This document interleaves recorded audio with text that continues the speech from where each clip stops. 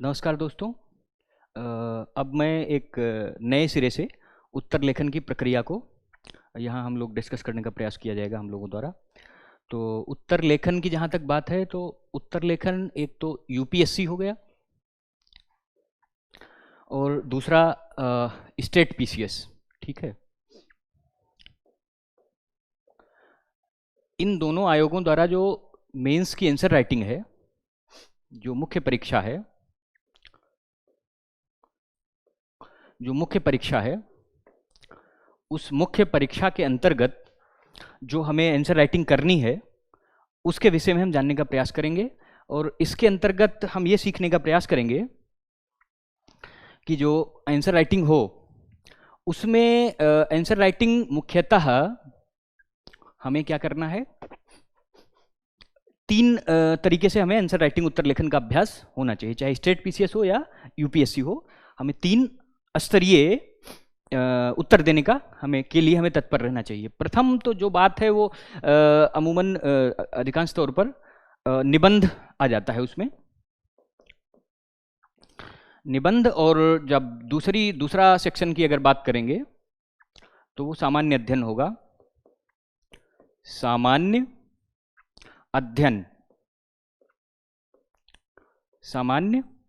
अध्ययन की बात होगी। तीसरे में आपका कोई भी वैकल्पिक विषय होगा, वैकल्पिक विषय होगा जिसका आपने चयन किया है, उस वैकल्पिक विषय के उत्तर को हम लिखेंगे। इसके उत्तर को हम क्या करेंगे, लिखेंगे। अब वैकल्पिक विषय ह्यूमैनिटीज के सब्जेक्ट हैं तो उनमें विशेष तौर पर विशेष दृष्टिकोण अपनाने की जरूरत है। अगर मैथमेटिक्स होगा, गणित होगा या फिर कुछ अन्य जो साइंस के विज्ञान के सब्जेक्ट हैं उनका उत्तर लेखन अलग होगा। लेकिन अधिकांशतः क्या करते हैं, हम वैकल्पिक विषय ह्यूमैनिटीज जो सब्जेक्ट होता है उसी के लेते हैं। तो मेरा जो विषय इस पर फोकस रहेगा, मेन जो इस पर फोकस बिंदु रहेगा वो वैकल्पिक विषय के ह्यूमैनिटीज सब्जेक्ट का रहेगा।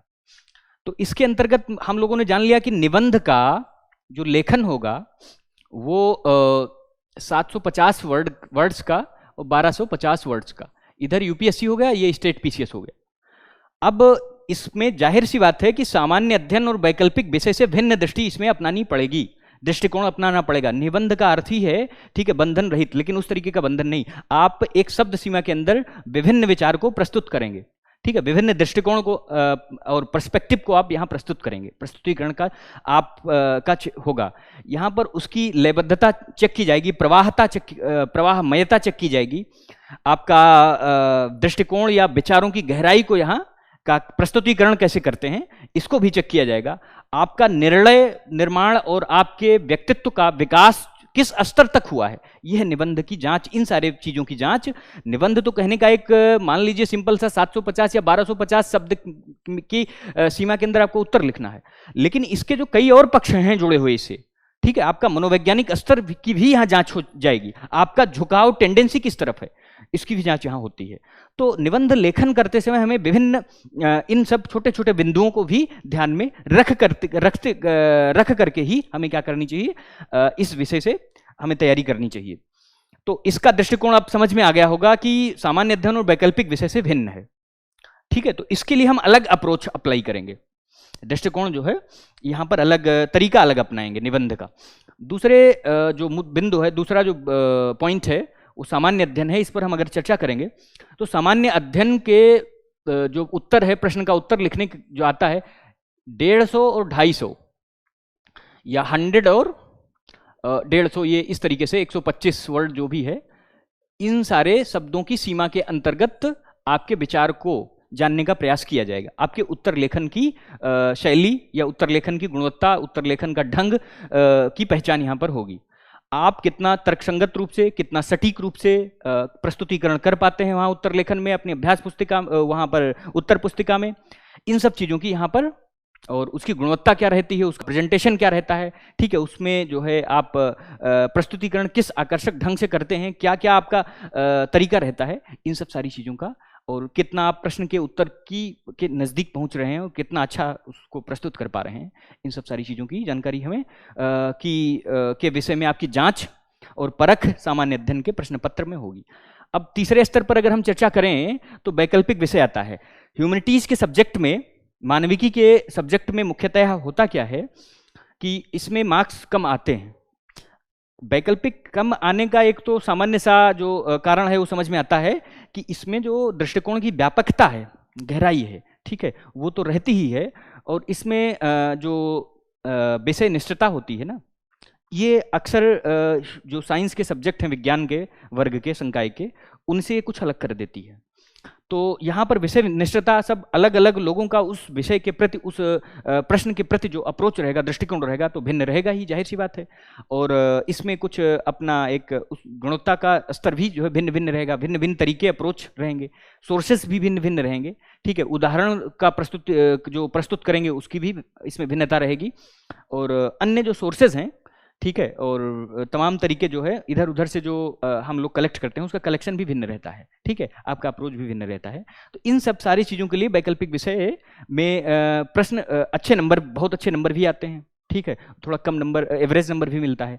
तो हम कैसे ऐसे उत्कृष्ट ढंग से इस वैकल्पिक विषय को बनाया जाए, लिखें, ताकि हमें बहुत अच्छे नंबर मिलें। तो इन विषय के लिए एक अलग अप्रोच हमें अप्लाई करनी होगी, अलग तरीका, अलग ढंग, अलग विकसित करना पड़ेगा। कुल मिलाकर के थोड़ा थोड़ा अंतर है इन सब चीज़ों में। आप समझ पाए होंगे कि किस तरीके का निबंध और सामान्य अध्ययन और वैकल्पिक विषय जो हमने विश्लेषण किया है, इस विश्लेषण के तरीके से आपको समझ में कुछ थोड़ा बहुत आया होगा। अब तो मैंने मोटा मोटा ये तो सामान्य जानकारी दे दी, लगभग सभी को होती ही है, लेकिन थोड़ी स्पष्टता के तौर के हिसाब से मैंने इसको, इस विषय में हमने थोड़ा सा चर्चा करने का प्रयास किया है। अब जो चाहे तीनों फॉर्मेट हों, इन तीनों फॉर्मेट में हमें जो उत्तर लिखना ही है, तो उसमें क्या चीज़ें हमें ध्यान रखने की आवश्यकता है, ठीक है। तो इस विषय के अंतर्गत अगर बात करें तो हमें जो कि ध्यान देनी है वो है कि प्रश्न को समझना है, ठीक है, प्रश्न समझने के स्तर पर, ठीक है, क्या प्रश्न पूछा गया है, ठीक है, और प्रश्न की मांग जिसको कहते हैं, तो उससे संबंधित प्रश्न के जब जो उत्तर लिखने के लिए जो हमें बोला गया है, उसमें कुछ स्थैतिक, ठीक है, स्थैतिक भाग होंगे, ठीक है, स्थैतिक भाग होंगे जो कि मूल अवधारणा जो है पर बेस्ड होंगे। मूल अवधारणा या कंसेप्ट जिसको कहते हैं, कंसेप्चुअल होगा, कंसेप्ट जो है इसमें जुड़ा हुआ होगा, मूल अवधारणा, ठीक है। तो इस मूल अवधारणा को की जानकारी आपको आवश्यक रूप से होनी चाहिए। दूसरी रूप से तथ्यात्मकता भी इसमें थोड़ी सी होनी चाहिए। तथ्यात्मकता, इसको परिपुष्ट करने के लिए, इस मूल अवधारणा को परिपुष्ट करने के लिए हमारे पास क्या होनी चाहिए, एक पर्याप्त तथ्यात्मकता की आवश्यकता होनी चाहिए। स्थैतिक भाग के अंतर्गत आ गया। और इस प्रश्न के उत्तर लेखन की जो फिर आगे जब हम बढ़ेंगे तो इसको हम गुणवत्ता संवर्धन की बात आती है, ठीक है। दूसरी चीज जो मुझे, हम लोगों को, अभ्यर्थियों को जो ध्यान देने की आवश्यकता है, एस्पिरेंट्स को, वो गुणवत्ता संवर्धन के स्तर पर हमें काम करने की आवश्यकता है, ठीक है। गुणवत्ता संवर्धन पर हमें विशेष फोकस करना है। अधिकांश लोग स्टैटिक पार्ट को तो बड़ी ही गंभीरता के साथ पढ़ते हैं और लगभग कोचिंग सेंटर के मटेरियल में ये सारी चीजें या फिर बुक्स के माध्यम से ये सब जानकारी सामान्य तौर पर सभी लोगों को, ठीक है, कमोबेश मोटे तौर पर होती ही है। अच्छा, विशेष अंतर जो आता है मेरी समझ के अनुसार, जो मैंने समझा है उसके अनुसार, गुणवत्ता संवर्धन, ठीक है। और तीसरे स्तर पर जो आते हैं, प्रस्तुतिकरण आपका कैसा है, प्रस्तुतिकरण, ठीक है, या फॉर्मेट इसको भी बोल सकते हैं, फॉर्मेट, ठीक है। ये इस स्तर पर, प्रस्तुतिकरण के स्तर पर इसका, ठीक है।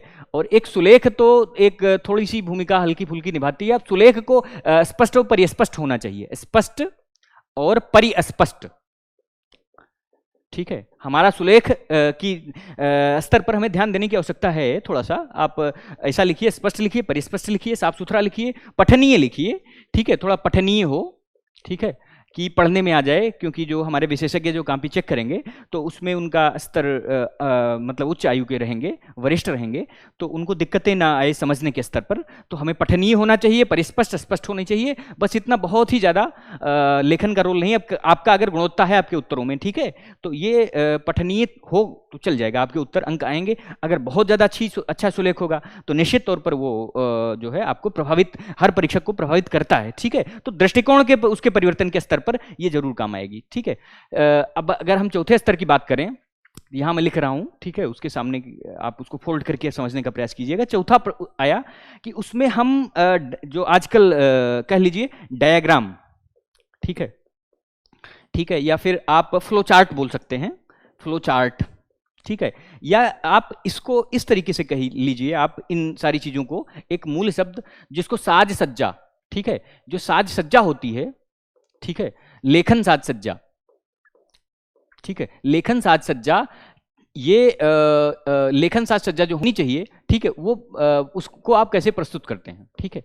आप ये प्रस्तुतिकरण के में ही एक छोटा सा भाग इसको आप समझ करके चलिएगा। लेकिन ये हाँ रोल अदा करता है। अगर 20 प्रश्न रहेंगे तो आधा आधा मार्क्स अगर है तो 8 से 10 मार्क्स का अंतर ये पैदा कर देगा। 4 5 6 7 8 नंबर का अंतर पैदा कर सकता है। और एक सब्जेक्ट में 4 5 6 अगर मार्क्स का अंतर पैदा करता है तो 4 6 24, लगभग 24 से 30 का अंतर अगर ये पैदा कर देता है तो समझ लीजिए रैंक में कितनी बड़ी उछाल ये लाने की क्षमता रखता है। तो ये इसका फ्लो चार्ट और डायग्राम को, साज सज्जा, लेखन साज सज्जा का इस महत्व को नकारा नहीं जा सकता है। ये महत्वपूर्ण भाग है। अब गुणवत्ता संवर्धन की पर हम विशेष फोकस करेंगे। साज जो डायग्राम फ्लो चार्ट प्रश्न के स्तर पर समझने का, गुणवत्ता संवर्धन का, स्पष्ट और परिस्पष्ट प्रस्तुतिकरण का, सुलेख का कैसे लिखना है और डायग्राम फ्लो चार्ट वगैरह कैसे बनाना है, ठीक है। गुणवत्ता संवर्धन, ये सारी चीजों का आपके उत्तर में समावेश होना चाहिए, ठीक है। अब चाहे वो आप निबंध का लेखन करें तो उसमें फ्लो चार्ट वगैरह की आवश्यकता विशेष रूप से नहीं पड़ती। सामान्य तौर पर बहुत ज़्यादा आवश्यक हो तो बहुत ज़्यादा आवश्यक लगे तो वहाँ पर थोड़ा सा ध्यान दे सकते हैं, लेकिन बहुत ज़्यादा आवश्यकता यहाँ पर नहीं है, क्योंकि आपके वहाँ विचारों की प्रवाहमयता, तारतम्यता, ठीक है, उसका अनवरतता, ये सब चीज़ों की आवश्यकता वहाँ पर होती है, ठीक है। आपकी गहराई, आप कितनी लयबद्ध तरीके से लिख पा रहे हैं, तो आपके अंदर इन सब सारी चीजों की जांच होती है। इसका स्तर जो आएगा वो प्रश्न क्या नाम है, सामान्य अध्ययन के प्रश्न पर और मुख्य जो वैकल्पिक विषय है उस पर ये विशेष रूप से काम में आएगा, ठीक है। तो अब गुणवत्ता संवर्धन की बात हम करते हैं, फिर प्रस्तुतिकरण की बात करेंगे, फिर सुलेख का हो ही गया, सॉरी, उसके बाद में हम प्रश्न समझेंगे और फिर आएंगे डायग्राम फ्लो चार्ट पर। आगे बढ़ते हुए मैं आपको बताना चाहूंगा, ठीक है, प्रश्न कैसे होने चाहिए। प्रश्न की बात जहां तक आए तो प्रश्न का ढांचा, प्रश्न का जो मूल रूप से प्रश्न की प्रकृति है, ठीक है, प्रश्न की प्रकृति, प्रश्न की प्रकृति को मूल रूप से प्रथम दृष्टया जो है आप हाँ, एक वहां पर एक पॉइंट छूट गया है, उसको वहां जोड़ने का प्रयास कीजिएगा। उसमें है समयबद्धता। यहां मैं ऊपर लिख दे रहा हूं, आप उसको उससे कनेक्ट कर लीजिएगा। अगला बिंदु है समयबद्धता, ठीक है, ठीक है। समयबद्धता के बाद में इसमें आप समयबद्धता के बाद में आप इसकी प्रैक्टिस, अभ्यास, ये तो जरूरी भाग है ही है, सामान्य है, इसलिए मैंने उसको वहां पर छोड़ना उचित समझा था। लेकिन क्या करेंगे हम, समयबद्धता और अभ्यास दो चीज़ों को यहाँ पर जोड़ेंगे। समयबद्ध बहुत जरूरी, क्योंकि अगर 20 प्रश्न हैं तो उसमें 8 से 10 मिनट्स यानी 9 मिनट्स इसको हमें मैनेज करना है, प्रबंधन इसका करना है, समय का प्रबंधन। तो इस जब खूब प्रबंधन करेंगे ना, तब यहाँ पर एक चीज़ें और निकल करके आएगी कि इतनी अगर जो है तटस्थ, इतना ज़्यादा टाइट अगर समयबद्धता की आवश्यकता है तो प्रश्न को पढ़ने में हमें कितना समय लगना चाहिए।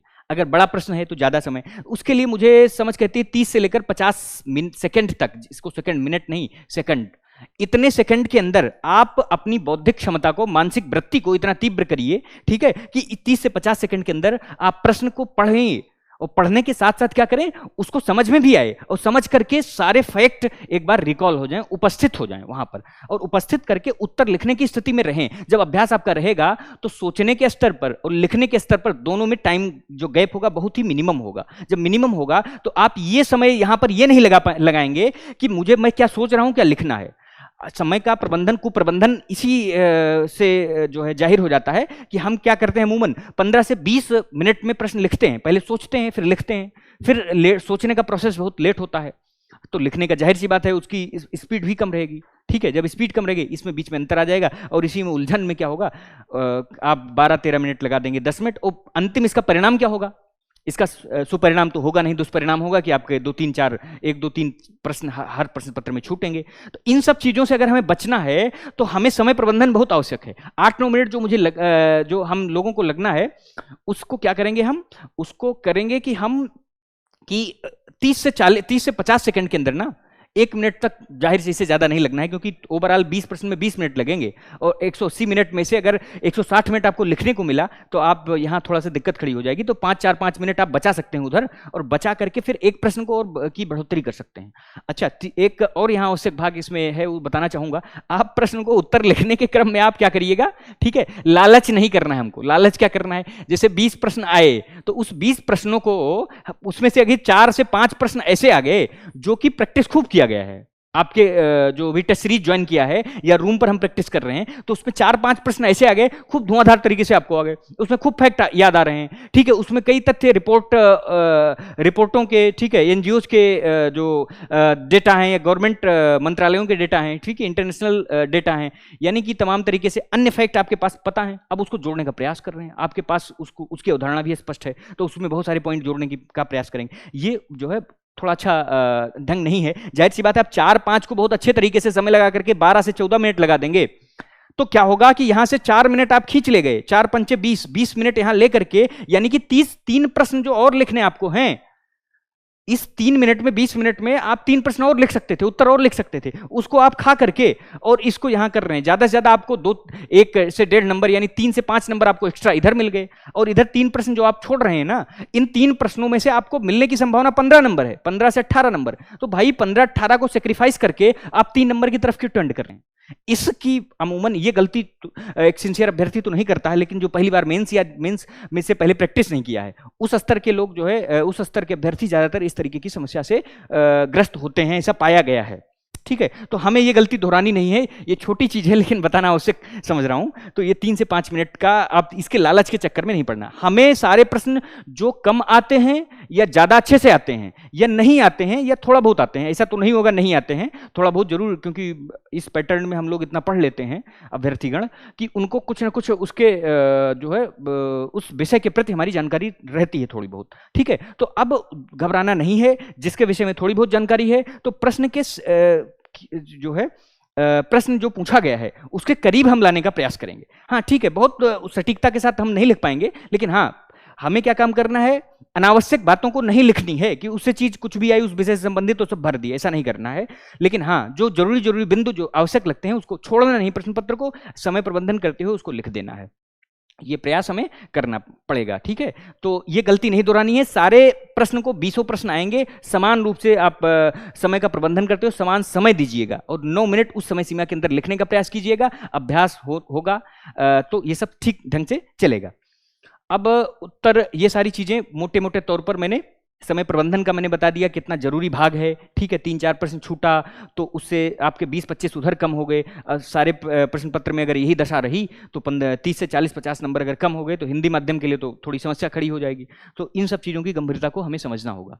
अब उत्तर लेखन का जो ढांचा की बात, हम उसी क्रम को आगे बढ़ाते हैं। जो ढांचा था, ढांचा ये था कि उत्तर जो पूछा जा रहा है ना, उत्तर जो पूछा जा रहा है, उस पूछने के क्रम में उत्तर जो पूछा जा रहा है उसमें आप लोगों को मैंने कई अन्य प्लेटफॉर्म पर और कई अन्य जगह पर इसकी चर्चा की है और लगभग सभी लोग करते हैं, तो मैं इस अपराध नहीं मानता हूं, उसको किया जाना चाहिए। उस चीज़ की चर्चा कर देता हूं। जैसे कोई प्रश्न पूछा गया, ठीक है, अब प्रश्न का भाग अब कुछ भी हो, XYZ, ये प्रश्न का मूल भाग है। ठीक है, XYZ। अब बाकी इसमें से कॉमा लगा करके या फुल इस लगा करके, पूर्ण विराम लगा करके या कॉमा लगा करके या फिर प्रश्नवाचक चिन्ह का बोध कराते हुए आगे ये पूछ लिया जाएगा कि व्याख्या कीजिए। क्या आया? व्याख्या कीजिए। टिप्पणी, ठीक है, टिप्पणी हो गया, या फिर आलोचना हो गया, आलोचना हो गया, समालोचना हो गया। ठीक है, समालोचना हो गया। ठीक है, इसको मूल्यांकन हो गया। ठीक है, आलोचनात्मक मूल्यांकन हो गया। मतलब कहने का मीनिंग ये है, आलोचनात्मक मूल्यांकन। ठीक है, आलोचनात्मक मूल्यांकन। अब मैंने इसी प्लेटफॉर्म पर तमाम सारी चीज़ें इस विषय में डिस्कस किया है, तो इसका पृष्ठ पोषण नहीं करूँगा, समय थोड़ा सा अधिक लगेगा। तो न जाए करते हुए मैं ये बताऊंगा, कहना चाह रहा हूँ कि जो ये पूछने की दिशा है ना, प्रश्न आपको किस दिशा में ले जाना है, इस दिशा को क्या करेंगे, हम स्टार लगाएंगे, ये दिशा बताएगा। ठीक है, क्या करना है आपको, मूल्यांकन करना है, टिप्पणी करनी है, व्याख्या करनी है, समालोचना करनी है, आलोचना करनी है, क्या करना है, आखिर में किस दिशा में इसको ले जाना है। उस दिशा की तरफ हम बढ़ेंगे। उसके बाद में जो प्रश्न का XYZ जिसको मैंने माना है, वो प्रश्न का समस्या, ये समस्या होगी, ठीक है। फिर ये प्रश्न का उत्तर जानना चाहेगा कि इसका उत्तर क्या है, ठीक है। एक इसके कोई कोई सीधे विषयगत क्या होगा, विषयगत तो सीधे विषय से संबंधित, ठीक है, विषय से संबंधित सीधे सीधे वो पूछ लेगा, ठीक है। जैसे अब स्टेट पीसीएस की बात करेंगे तो वहां पर सीधे प्रश्न पूछने की ज्यादा संभावनाएं बनती हैं, और यूपीएससी में, संघ लोक सेवा आयोग में, वहां कम गुंजाइश होती है। ज्यादातर अवधारणात्मक प्रश्न पूछते हैं और कई स्तर के होते हैं, कई लेयर होता है। एक प्रश्न अगर होगा तो उस प्रश्न में 1 2 3, ठीक है, इस तरीके से लेयर परत बना देंगे, और इससे इसका कनेक्शन होगा, पहले से दूसरे का कनेक्शन, दूसरे से तीसरे का कनेक्शन, और फिर बाद में कहेंगे कि इस पर चर्चा कीजिए या आपकी राय बताइए। इस तरीके से प्रश्न समालोचनात्मक टिप्पणी कीजिए। तो अब समझना यह है कि अगर स्टेट पीसीएस का प्रश्न आया, उत्तर लिखना है, तो आप सीधे तौर पर उसको उत्तर दे देंगे। जैसे उत्तर है, अगर भूगोल का प्रश्न है, वायु राशि क्या है, ठीक है, वायु राशि वर्षण में किस प्रकार से इसका योगदान रहता है, ठीक है, चर्चा कीजिए। अब भूगोल का ये प्रश्न है, अब वायु राशि से संबंधित है, सीधे सीधी कंसेप्ट अवधारणा है। अब वायु राशि के बारे में की अवधारणा को हम यहाँ कंसेप्ट को बता देंगे, और वो किस तरीके से हमारे मानसून को और ऋतुओं को किस तरीके से प्रभावित करती है, और उससे वो किससे प्रभावित होती है, ठीक है, उसका फॉर्मेशन कैसे होता है, ढंग कैसा होता है, यहाँ पर लिखने का प्रयास हम लोग कर देंगे। अब उसी तरीके से मूल अधिकार के अगर पॉलिटी के प्रश्न होंगे तो मूल अधिकार से संबंधित प्रश्न पूछे जाएंगे। जैसे इस बार के 2022 के प्रश्न पत्र में, अगर मुझे ठीक ढंग से याद आ रहा होगा, तो शायद यही था कि आर्टिकल 21 के विषय में पूछा गया था कि सुप्रीम कोर्ट की द्वारा की गई व्याख्या का विभिन्न का विस्तार बताइए, कि उसका डोमेन 21 के अंतर्गत जो व्याख्या की गई है मौलिक अधिकारों की, तो जो सुप्रीम कोर्ट की व्याख्या रही है विभिन्न केसों के माध्यम से, विभिन्न जो मामले आए हैं वहां पर, तो उसका एक सीरीज जो है, जो मामले में दिए गए हैं, जितने मूल अधिकार हैं उनको लिखना था। तो उस लिखने का को आप अगर याद रहेंगे, तथ्यात्मक प्रश्न है विशेष रूप से, तो उसको उसी तरीके से लिखा जाएगा। तो यहाँ पर समस्या नहीं जो है होती है, समस्या होती है यूपीएससी के प्रश्न में, जहाँ पर इस तरीके की प्रकृति होती है। प्रश्न की प्रकृति पर हम लोग चर्चा कर ही रहे हैं, तो हम ये कहेंगे इस तरीके की प्रकृति होगी कि कई स्तर के होंगे, ठीक है, कई जुड़े हुए एलाइड पक्ष होंगे, और हो सकता है कि एक ही विषय से संबंधित हो सकता है कुछ अन्य विषयों से संबंधित हो। अगर पॉलिटी का सब्जेक्ट है, वो सामाजिक विज्ञान से जोड़ने, समाज शास्त्र से जोड़ने का प्रयास किया गया हो, तो सामाजिक पक्ष भी होंगे, ठीक है, न्यायिक पक्ष से जोड़ करके और पॉलिटी के पक्ष को जोड़ करके, और फिर एक नया उत्तर का एक नया जो है ढांचा उसने खड़ा करके उत्तर जानने की कोशिश की होगी। तो इस स्तर पर आपको पहचानना है। तो अब इन तीनों में से आपको कोर जानना है। क्या जानना है? कोर, ठीक है, मुख्य भाग जानना है।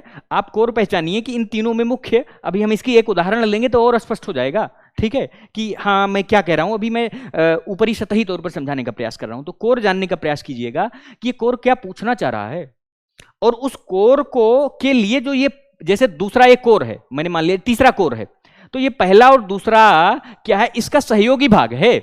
प्रश्न का जो प्रश्न पूछा गया है, उस प्रश्न का पहला और दूसरा भाग क्या है कि वो सहयोगी है, उसको सपोर्ट कर रहा है, और वो जानना चाह रहा है कि जैसे कहा गया कि यद्यपि ये कहा गया है, ठीक है, यद्यपि क्या नाम है, किसी भी कोई भी रैंडम अगर प्रश्न उठाएंगे तो या यूपीएससी का अगर प्रश्न लेंगे तो ज़्यादा प्रकृति उसकी ठीक रहेगी, तो उस विषय में इस भाग को डिस्कस करेंगे।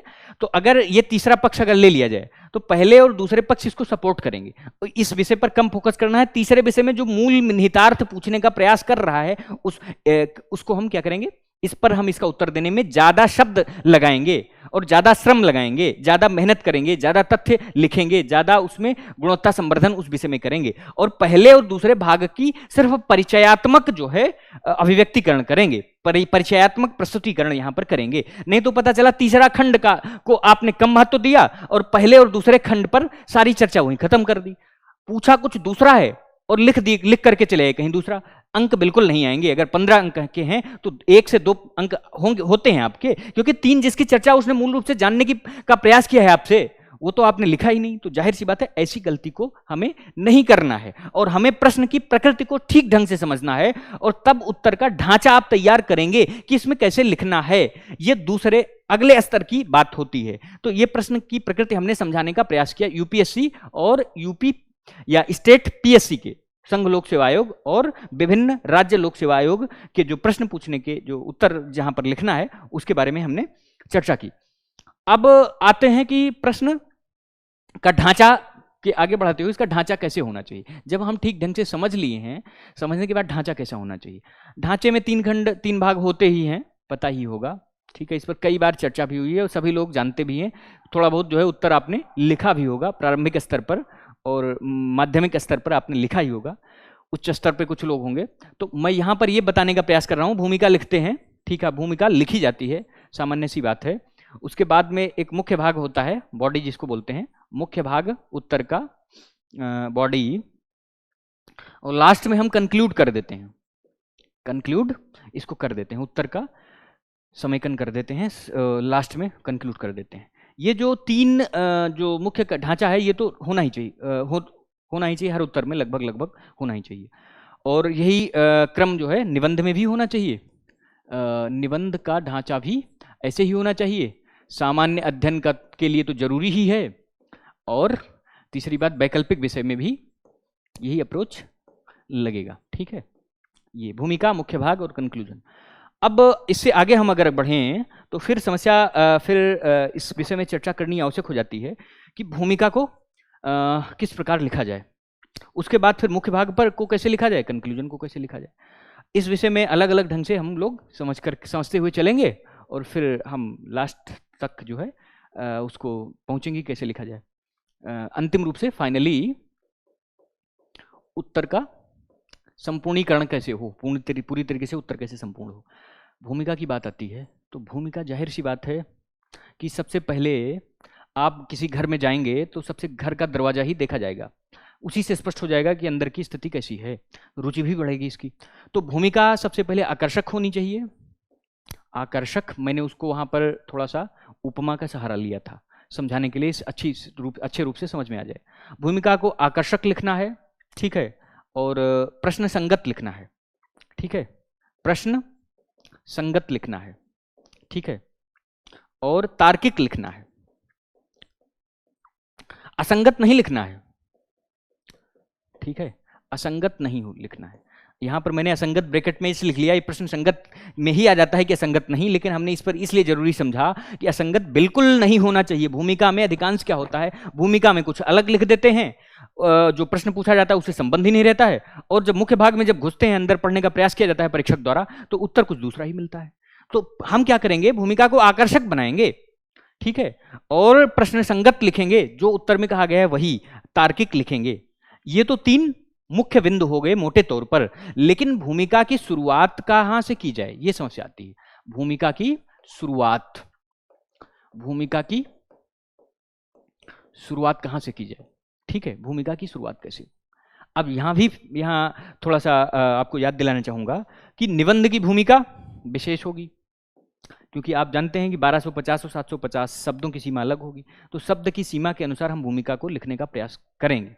अगर 150 शब्द की होगी, 125 शब्द की होगी, 200 शब्द की, 250 शब्द की, उसके अकॉर्डिंग हम लगभग 20-80, 20-60 और 20 का, या 15 और 70 का, इस तरीके से 20-20 भी चलेगा, 20-25 का, लगभग उतना 2-4 शब्दों का इधर उधर अगर आकर्षक रहता है तो थोड़ी सी उदारता बरती जाती है परीक्षक द्वारा। तो ये ढांचा इसमें रखने का प्रयास करेंगे। अब परसेंट में बता रहा हूं, 20%। अब इसी के अकॉर्डिंग आप लोग क्या करेंगे, समझ लेंगे कि निबंध में क्या होना चाहिए, सामान्य अध्ययन क्या होना चाहिए, वैकल्पिक विषय में क्या होना चाहिए। ये आप अपने अनुसार उसको देख लीजिएगा। अब निबंध की भूमिका, और हम सामान्य अध्ययन की चर्चा करेंगे, और क्या करेंगे, फिर वैकल्पिक विषय की चर्चा करेंगे। निबंध एक विशेष अलग जो है टॉपिक है, तो उसका जब चर्चा अलग से किया जाएगा अलग खंड में, तो उसकी बृहद रूपरेखा और बृहद दृष्टिकोण उसमें, उसके अंतर्गत ये सारी चीजें चर्चाएं आ जाएंगी, उस में संबंधित उसके उत्तर लेखन में ये भी आ जाएगी, भूमिका भी आ जाएगी। तो हम लोगों को सामान्य अध्ययन की बात करते हैं, इसकी भूमिका कैसे की जाए। सामान्य अध्ययन, सामान्य अध्ययन का अगर जहां तक प्रश्न की बात है, तो इसके प्रश्न पत्र संख्या प्रथम, प्रश्न पत्र संख्या द्वितीय और प्रश्न पत्र संख्या तृतीय, और इसको थोड़ा सा एक अलग भाग कर देंगे, प्रश्न पत्र संख्या चतुर्थ।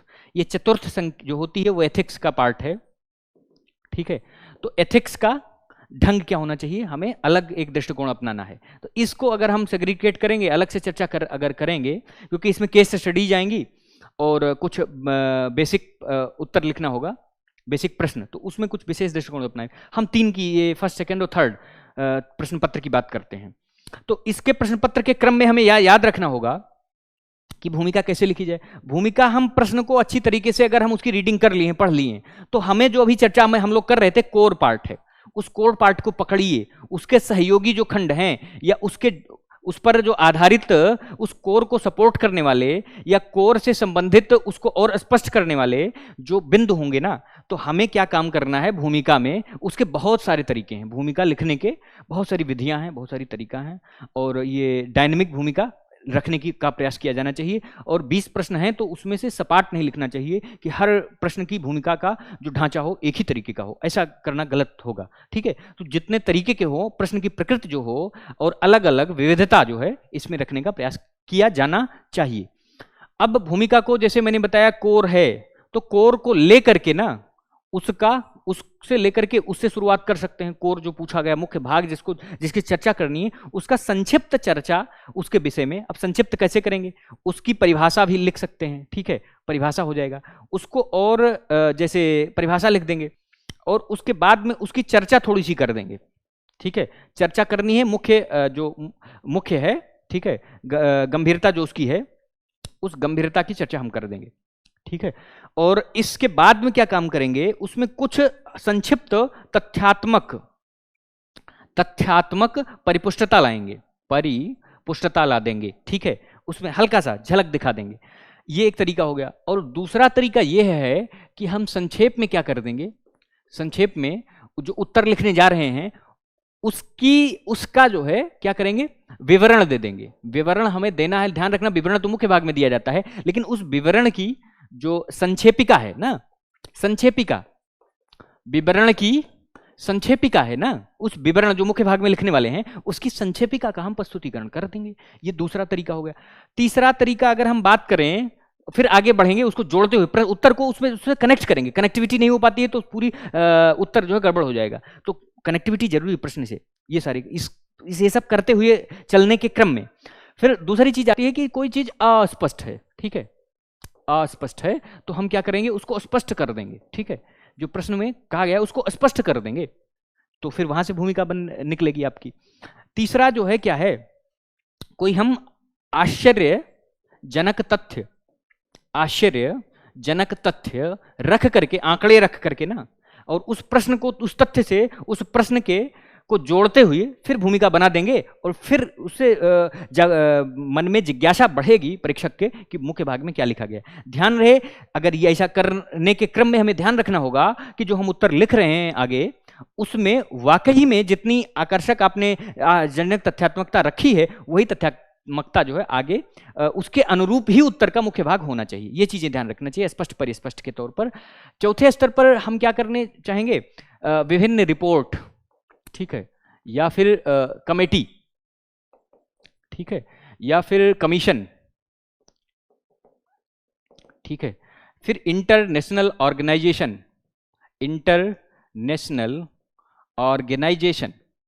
ठीक है, इन सब का क्या करेंगे, रिपोर्ट का प्रस्तुत करते हुए, और फिर क्या करेंगे, हम प्रश्न के संदर्भ के अंतर्गत उसकी सीमा के में रहते हुए हम क्या करेंगे, इन चीजों को अप्लाई करते हुए फिर एक भूमिका को आकर्षक बनाएंगे, और फिर उसका विस्तारीकरण जो है हम मुख्य भाग में करेंगे। इस तरीके से पांचवा तरीका भूमिका को लिखने का ये है कि हम क्या करेंगे कि जैसे कुछ डायनेमिक सब्जेक्ट हुए,